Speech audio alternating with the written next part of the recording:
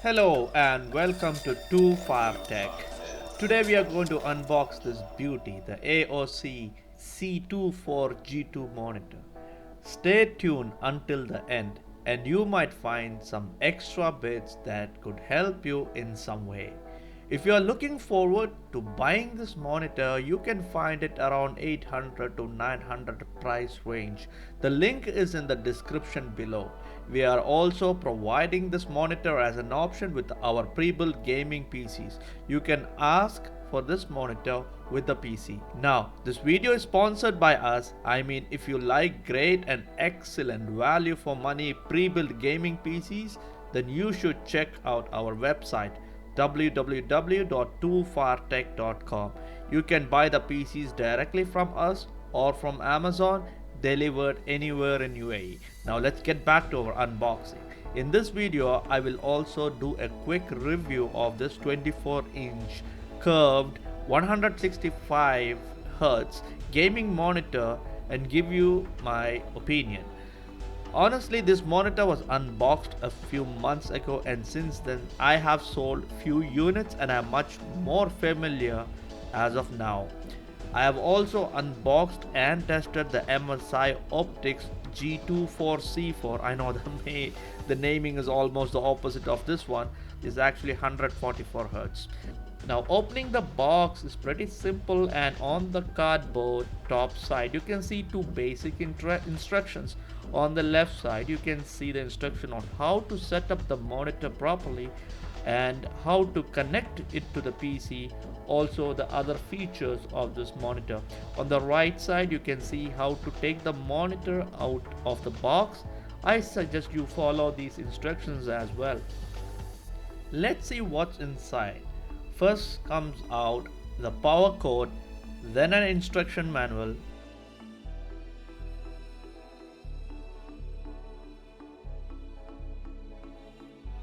then we have the HDMI cable and the DisplayPort cable, an AOC menu CD and user manual. These days it's almost impossible to find a CD drive. I don't know why AOC provides a CD, such a waste of resource. Let's take out the monitor by pulling the plastic. That's how you take this thing out, and be sure it's flat on the desk or on the floor. Now let me tell you, the CD doesn't have anything that is useful. I tried to use the software on the CD and it didn't work as expected. I also tried to use the software from their website and it turned out to be a waste of time, so I haven't included that particular part in this video. Now here is the base, which looks cool, but it's very light as in bad. Now comes the neck part, which joins the screen and the base. So here we are pulling this thing apart, and let's see how the screen looks. So what do we have here? This colorful box says G-Line Gen 2 AOC C24G2 monitor, which is actually an adaptive sync technology capable monitor and has 1 millisecond response time to allow an ultra smooth gaming experience. It's a curved VA monitor that provides HDR lifelike picture quality from almost any angle for immersive gameplay. Wow, almost frameless design. Looking at the base reveals the VESA and monitor mounting capability, the red accents on each side, the AOC product label, and the connection. As mentioned earlier, you have two HDMI 1.4 connections that can do 144 at 1080p. The DisplayPort can handle 165 Hz at 1080p, and the lone VGA connection. It's a good thing they decided to include a headphone port, but there is no speakers on this monitor. The last one being the power connector, and I'm also showing you the Kensington lock location, so this monitor can be locked onto your table or your desk or whatever. The label on the front pretty much says what this monitor is capable of or what it can boast. The 1500R talks about the curvature. I already explained the adaptive sync in the beginning, and we all know I bought this monitor for the 165 Hz refresh rate and the so-called 1 millisecond response time. There is also a game mode in the settings that makes competitive gaming better. Now, the buttons are on the bottom of the screen. To be honest, I'm not a great fan of this. Though I'm going to test this on a PC, I can assure you that its HDMI DisplayPort capability or compatibility unlocks a wide array of connectivity options for both PC and gaming console users like PS5 and Xbox. The 24-inch is actually 23.6-inch, and you know the size is measured diagonally across the screen. Now I'm going to open up these parts and assemble the monitor. It's a simple process. Joining the base to the neck and installing the neck onto the monitor is pretty straightforward. Anyone should be able to do that without much complication. This is a vertically aligned panel or VA panel, so it has a high contrast ratio of 3000:1 and a curvature of 1500R. The only reason why I want to use this high refresh rate monitor is due to the adaptive sync feature, which works with AMD and Nvidia graphics card. As you all know, screen tearing doesn't only harm gaming performance, it also destroys the immersion in the gaming. I like to have an immersive gaming experience. I bet you also want that. Adaptive sync technology eradicates this disastrous problem by ensuring the monitor refresh rate is always in sync with the graphics card. Also, remember this monitor has a VGA which supports 1080p at 60Hz, two HDMI 1.4 version port which supports 1080p at 144Hz, and one display port at version 1.2 which supports 1080p at 165Hz. I feel the rear parts look just fine, not a big fan of the design even though I like the red color. This is indeed one of the cheapest 165Hz monitor that I could lay my hands on, and then I can see clearly and feel where the cost has been cut. The plastic feels a bit cheap and the finishing on the metal parts also looks poor, but then overall it looks okay and it does the job. So nothing much to complain about because there isn't any other player that has a 165Hz and a curved screen in this price range. The next player would be Acer and MSI. I assume everyone knows how to connect a DisplayPort cable to the monitor and the rear side of your PC. Make sure you plug the cable into the graphics card and not the motherboard. So this is how the whole screen looks.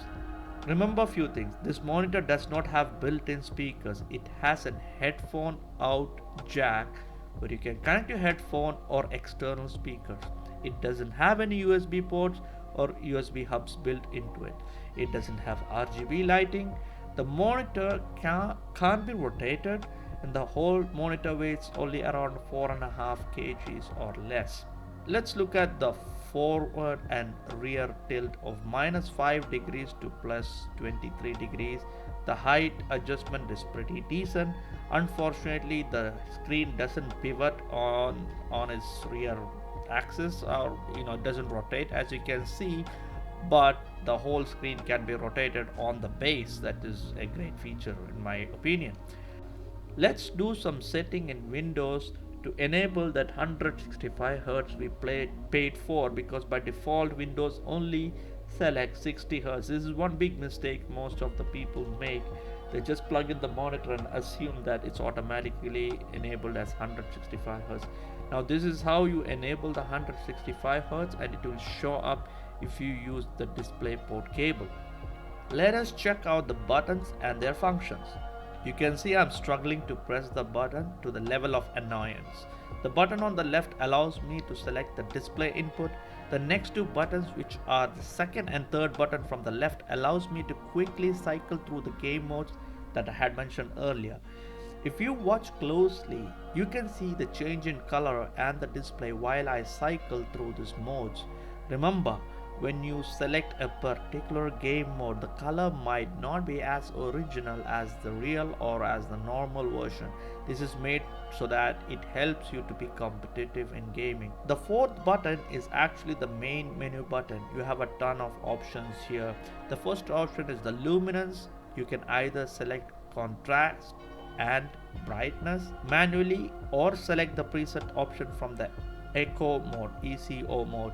You can also play with the gamma settings and turn on the dynamic contrast ratio, the DCR, to see whether you would enjoy the movies better with the contrast being adjusted.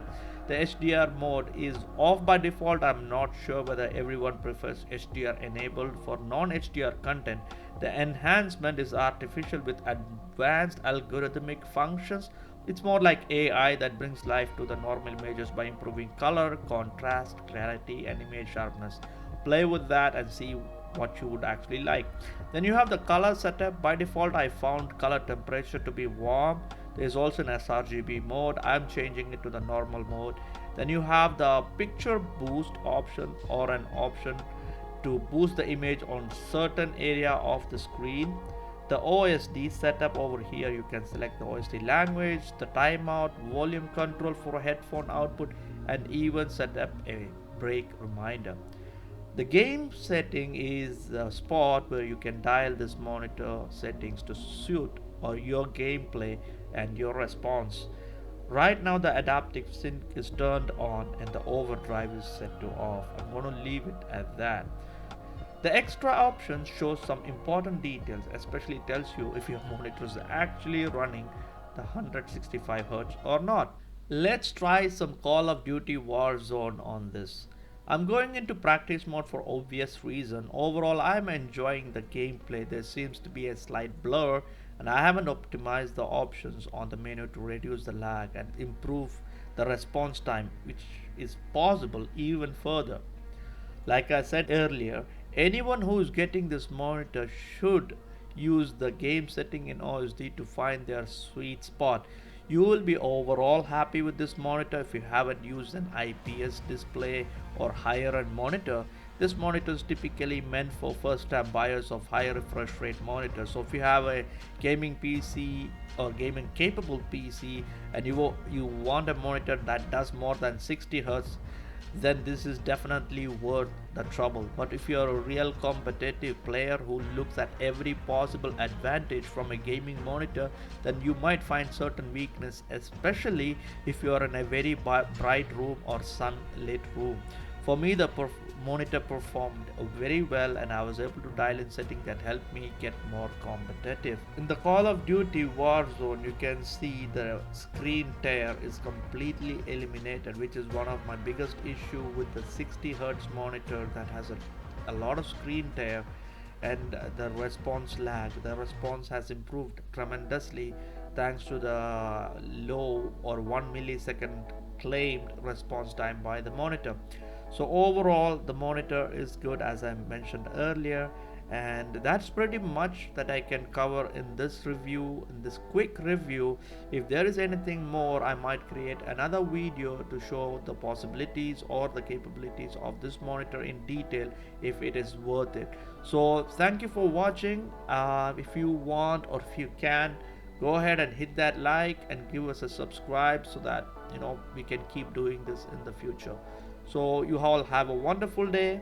Thank you.